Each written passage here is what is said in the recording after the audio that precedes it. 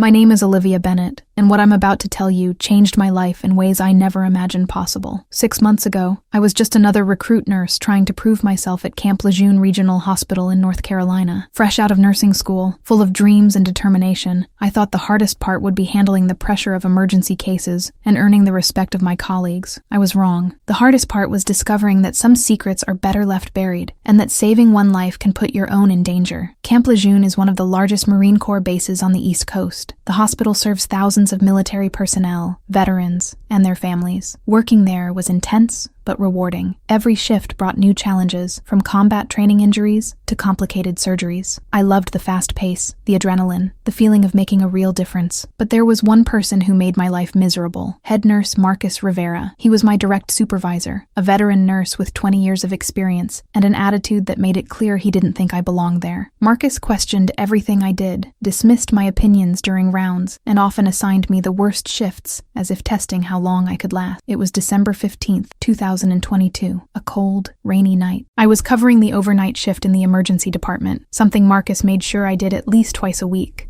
The hospital was unusually quiet. Most of the staff had gone home, leaving just a skeleton crew.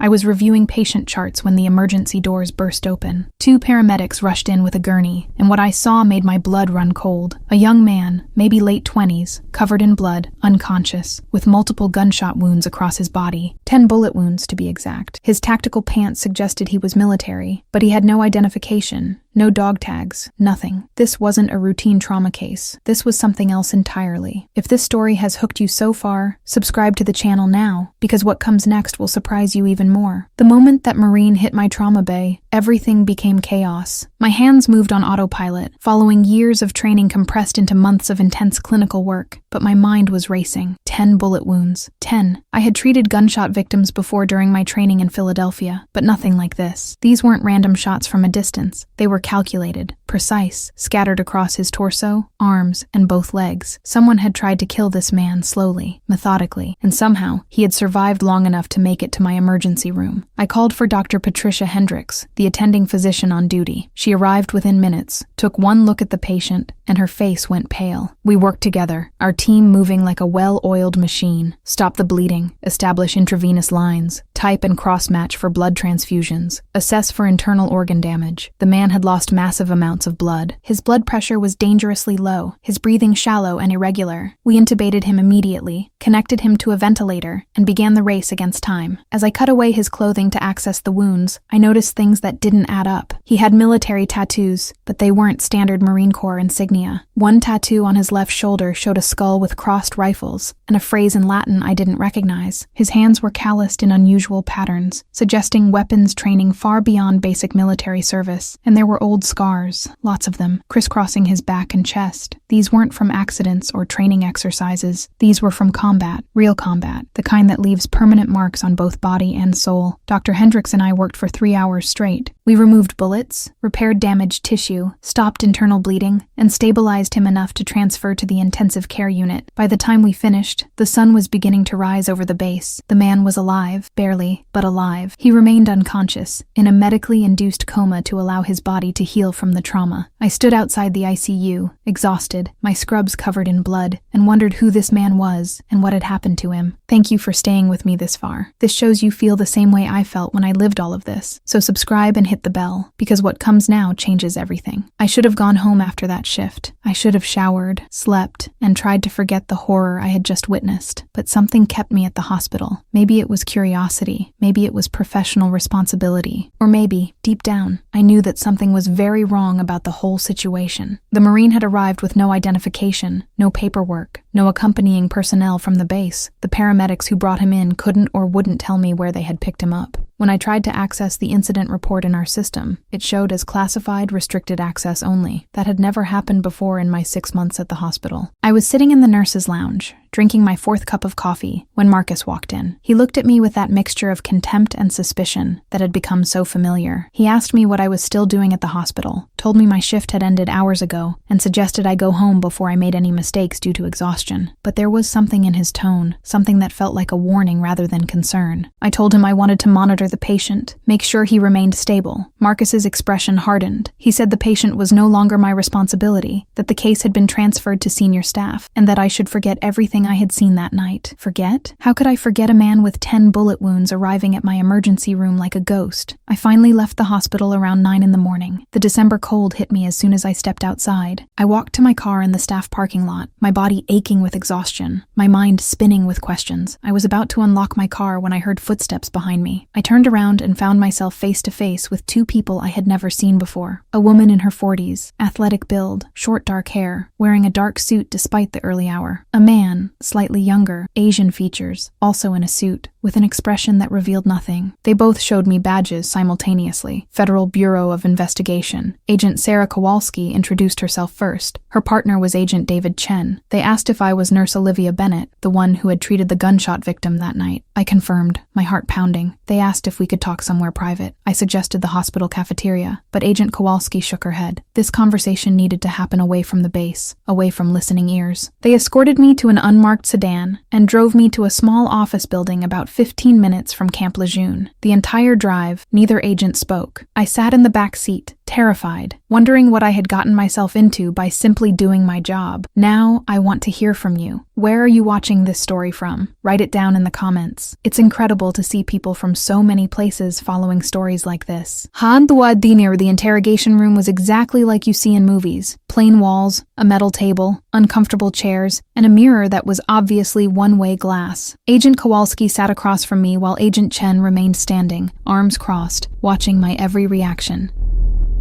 They asked me to describe everything that had happened from the moment the patient arrived. I told them everything, every detail, every observation.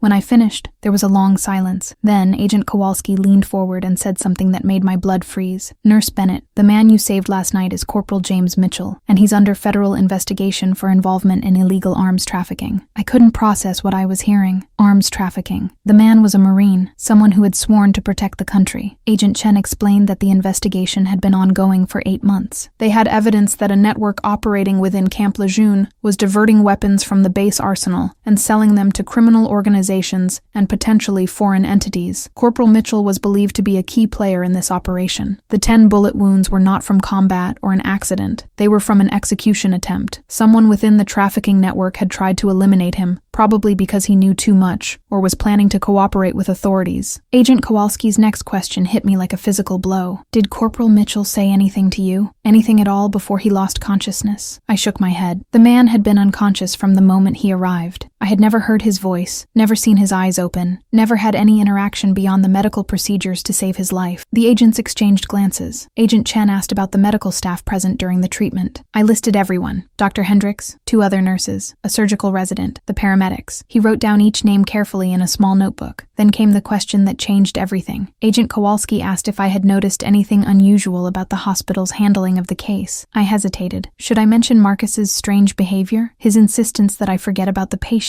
The classified incident report? I decided to tell them everything. As I spoke, I watched their expressions shift from neutral interest to sharp attention. When I mentioned that Marcus had transferred the case to senior staff and warned me to stay away, Agent Kowalski and Agent Chen exchanged a significant look. They asked me detailed questions about Marcus Rivera, his position at the hospital, how long he had worked there, my relationship with him. I answered truthfully, explaining how he had made my life difficult since I started, how he seemed to resent my presence on his team. Agent Kowalski stood up and walked to the window, looking out at the gray December sky. Without turning around, she said something that made my stomach drop. Nurse Bennett, we need your help. We believe there are people within the hospital itself who are involved in covering up activities related to this trafficking network. We need you to go back to work, act normal, and report anything suspicious directly to us. You'll be our eyes and ears inside.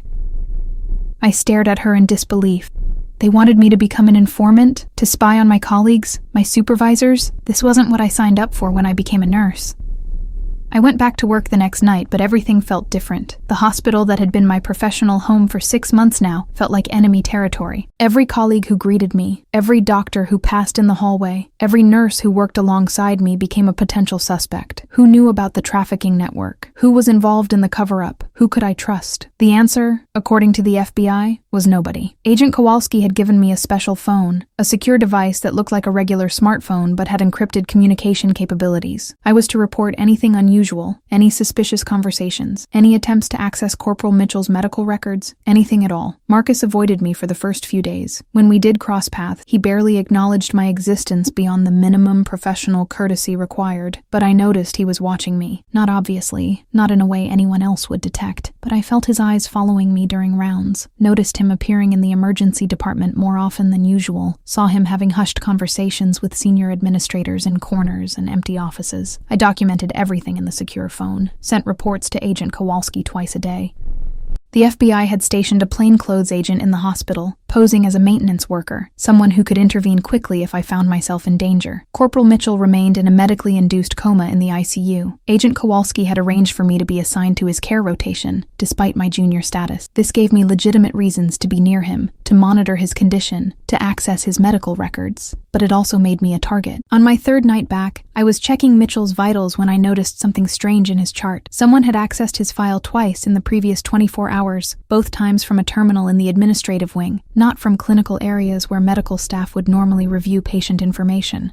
I photographed the access logs with the secure phone and sent them immediately to the FBI. The response came within minutes. Agent Chen called me, his voice urgent.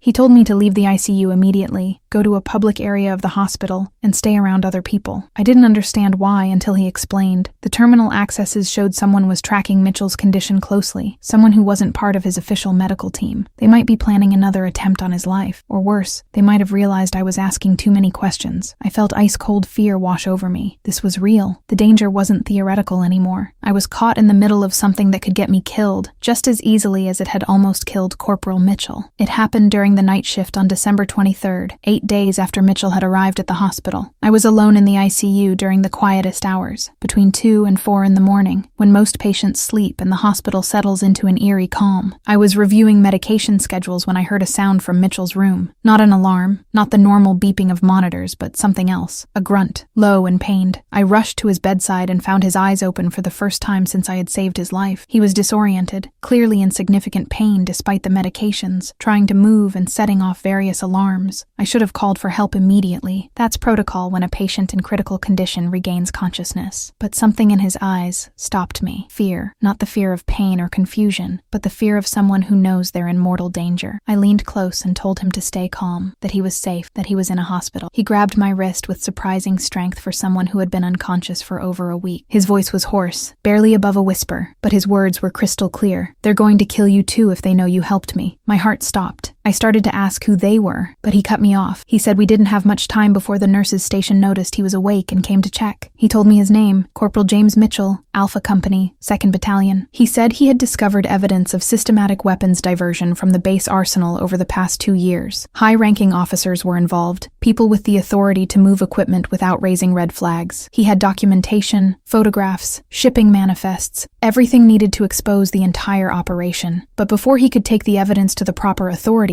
someone found out. They tried to kill him in what was supposed to look like a training accident gone wrong. He survived only because a sympathetic fellow Marine got him to emergency medical care before he bled out. Then he said something that made my blood run cold. The trafficking network had people everywhere, including inside the hospital. They used medical staff to cover up injuries sustained during internal disputes, to falsify records, to ensure that anyone who got too close to the truth ended up silenced one way or another. He looked directly into my eyes and said, "Your supervisor, Marcus Rivera, he's one of them. He's been covering up suspicious injuries for years. That's why he wanted you away from me. You're young, new. You don't know how things work here yet. You're a threat to their system." I felt sick. Marcus wasn't just a difficult boss. He was actively involved in criminal activity, using his position to help conceal a conspiracy. I asked Mitchell where the evidence was. He said he had hidden it in 3 separate locations, both physical and digital copies, but he couldn't access any of it while under FBI surveillance in the hospital. He needed someone on the outside, someone the traffickers didn't know about yet, someone who could retrieve the evidence and deliver it to people who would actually do something about it. He was asking me to risk my life. I was about to respond when I heard footsteps in the corridor. Mitchell's grip on my wrist tightened. He whispered an address, a storage unit number, and a code. Then he closed his eyes and went limp again, pretending to still be unconscious. A senior nurse I didn't recognize walked into the room, looked at the monitors, looked at me, and asked if everything was all right. I said there had been a brief alarm, but the patient had settled. She stared at me for a long moment. then left without another word. I didn't sleep for the next 2 days. Every time I closed my eyes, I saw Mitchell's terrified face, heard his warning about Marcus, felt the weight of the secret knowledge he had shared with me. The FBI had given me explicit instructions: observe, report, but do not investigate on my own. Do not put myself at risk. Do not try to be a hero. But how could I ignore what Mitchell had told me? If there was evidence that could bring down a criminal network operating within a military base, evidence that could protect other Marines from being killed, how could I just sit back and do nothing? On Christmas morning, while most people were home with their families, I drove to the address Mitchell had given me. It was a self-storage facility about 30 minutes from Camp Lejeune, the kind of place where people keep old furniture and boxes of memories they can't bear to throw away, but don't have room for at home. I found Unit 217, entered the code Mitchell had whispered, and the lock clicked open. Inside, I found a military-grade waterproof case. My hands shook as I opened it. Inside were documents, dozens of pages of shipping manifests, transfer authorizations, and inventory discrepancies. There were also 2 USB drives and a burner phone with video recordings. I spent an hour in that cold storage unit, reviewing everything by the light of my phone. What I saw made me understand why someone had tried to kill James Mitchell. The evidence was overwhelming. Over the past 2 years, weapons had been systematically diverted from Camp Lejeune's arsenal: assault rifles, ammunition, even explosives. The manifests showed equipment signed out for training exercises that never happened, inventory counts that didn't match actual stockpiles, transfer authorizations with forged signatures, and there were names, high-ranking officers who had approved these movements. But what shocked me most were the medical records included in the evidence. Marcus Rivera had filed dozens of reports over 2 years, all describing minor training injuries that required no follow-up. But Mitchell had included photos showing that these minor injuries were actually gunshot wounds, stab wounds, serious trauma consistent with violent confrontations. Marcus had been systematically covering up evidence of violence related to the trafficking operation. I photographed everything with my personal phone, made copies of the digital files, and returned the original case to the storage unit. Then, I contacted Agent Kowalski using the secure phone. I told her I needed to meet immediately, that I had information that couldn't wait. She sounded annoyed at first, reminded me that I was supposed to observe, not investigate. But when I told her I had documentary evidence of the trafficking operation, her tone changed instantly. She gave me an address, a safe house where we could meet without being observed. I drove there directly, constantly checking my rearview mirror to make sure I wasn't being followed. The safe house was a nondescript apartment in a quiet suburban neighborhood. Agent Kowalski and Agent Chen were waiting for me along with 2 other agents I hadn't met before. I spread the documents across a table and showed them everything: the shipping manifest, the falsified medical records, the video recordings. One video showed a heated argument between Mitchell and a senior officer, Colonel Richard Stanton, where the colonel threatened Mitchell directly, telling him to keep his mouth shut about what he had seen or face consequences.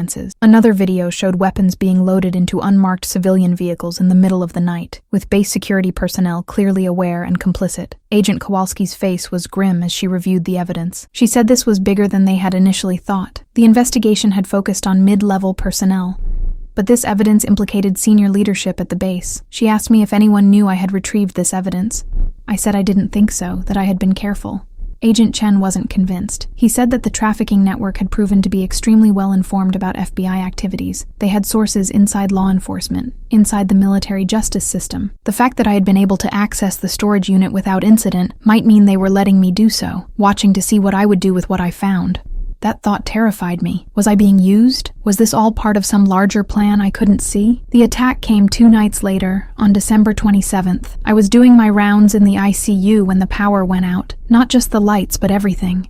The backup generators should have kicked in immediately, but they didn't. For 30 terrifying seconds, the hospital was completely dark, except for the faint emergency lighting in the corridors. When the main power returned, all the alarms were blaring, patients were panicking, and the nursing staff was rushing to check every room. I ran to Mitchell's room and found the door slightly open. My heart stopped. I had left it closed, securely locked as per FBI instructions. I pushed it open, fearing the worst. There was a man standing over Mitchell's bed, wearing surgical scrubs and a mask, but something about him was wrong. His posture was too tense, his movements too deliberate. He was holding a syringe, positioning it over Mitchell's intravenous line. I screamed for security and lunged forward without thinking. The man turned, and I saw cold, calculating eyes above the mask. He shoved me hard, sending me crashing into the medical equipment. I hit my head on the monitor stand and saw stars, but I stayed conscious long enough to see hospital security burst into the room. The man dropped the syringe and ran, pushing past the guards and disappearing into the chaos of the panicked hospital. Security locked down down the entire floor. The syringe was recovered and sent immediately to the lab for analysis. Agent Kowalski and Agent Chen arrived within 20 minutes, along with what seemed like an entire FBI response team. The lab results came back fast. The syringe contained a lethal dose of potassium chloride, a substance that would have stopped Mitchell's heart within seconds and left almost no trace in a standard autopsy. This was a professional hit, planned and executed by someone with medical knowledge and access to hospital resources. The power outage wasn't an accident. Someone had deliberately sabotaged the backup generators to create the perfect moment for the assassination attempt. I gave my statement to the FBI, describing everything I had seen. Security footage from the hallways showed the attacker arriving during the chaos of the power outage, but his face was never visible on camera. He knew exactly where the blind spots were, exactly how to move through the hospital without being clearly identified. Agent Kowalski told me I was being placed under protective custody, effective immediately. I couldn't go home, couldn't return to my regular routine, couldn't contact friends or family. I would be staying at the FBI safe house until the investigation was resolved and arrests were made. I protested, saying I had responsibilities at the hospital, patients who depended on me. She cut me off. The people behind this operation had just attempted murder inside a federal facility. They knew I was involved now. My life was in danger every moment I remained visible and accessible. The next week was surreal. I lived in the safe house under constant FBI protection, while agents worked around the clock to build their case using the evidence I had provided. Mitchell was transferred to a secure military medical facility where he could recover under guard. Agent Chen told me they were close to making arrests, but they needed to coordinate with military justice authorities since some of the suspects were high-ranking officers. Every day that passed felt like an eternity. I was cut off from my normal life, unable to work, unable to see anyone, just waiting and wondering if I had made the right choice by getting involved. On January 5th, 2023, the FBI was ready to move. Agent Kowalski briefed me on what was going to happen. They had secured arrest warrants for 7 individuals, 3 officers, 2 enlisted personnel, and 2 civilian employees of the hospital, including Marcus Rivera. The arrests would be coordinated, simultaneous raids to prevent anyone from warning the others or destroying evidence. They expected resistance, particularly from the military suspects who might try to claim jurisdiction disputes or classified information protections. But with the evidence Mitchell and I had provided, combined with months of FBI surveillance and financial investigations, the case was solid. I asked if I could be present when they arrested Marcus. Agent Kowalski said absolutely not, that it was too dangerous and potentially compromising to the operation. But I needed to see it. I needed to see the man who had made my life miserable, who had used his position to cover up crimes, who had enabled a network that nearly got James Mitchell and me killed. I needed to see justice being done. Agent Chen, surprisingly, supported my request. He said I had earned the right to witness this moment, that I had risked everything to make it possible. Agent Kowalski reluctantly agreed, but only if I stayed in an unmarked vehicle, out of sight, with 2 agents guarding me at all times. The arrests happened at dawn. I watched from a car parked across from the hospital as FBI agents and military police entered simultaneously. I saw Marcus being escorted out in handcuffs, still wearing his scrubs from the night shift. His face showed shock, then anger, then something that looked almost like fear. Other hospital staff stood watching in confusion and horror as 2 more employees were also arrested. At the base, similar scenes were playing out as the 3 officers were taken into custody. By 8 in the morning, all 7 suspects were in federal detention, and the news was spreading like wildfire through Camp Lejeune and the surrounding military community. The media coverage was intense. A major military scandal involving weapons trafficking and corruption at one of the nation's largest Marine bases made national headlines. The FBI released carefully worded statements confirming arrests had been made, but providing few details due to the ongoing investigation. Mitchell's name was kept confidential, his status as a cooperating witness protected, but my name somehow leaked. Within days, reporters were trying to contact me. Military community members were posting about me on social media, some calling me a hero, others calling me a traitor who had betrayed fellow military personnel. The FBI moved me to a different safe house, changed my phone number, advised me to delete all my social media accounts. Mitchell recovered enough to give a full deposition to federal prosecutors. The evidence we had provided, combined with his first-hand testimony and the FBI's financial investigations, painted a damning picture of systematic corruption. The trafficked weapons had ended up in the hands of criminal organizations in 3 states, contributing to violent crimes that had cost innocent lives. The officers involved had made hundreds of thousands of dollars from their illegal activities, money hidden in offshore accounts and shell companies. Marcus and the other hospital employees had been paid smaller amounts, but consistently, ensuring their cooperation in covering up the evidence of violence and intimidation that kept the operation running smoothly. The case would take months to work through the justice system, with military courts handling the officers and federal courts handling the civilians.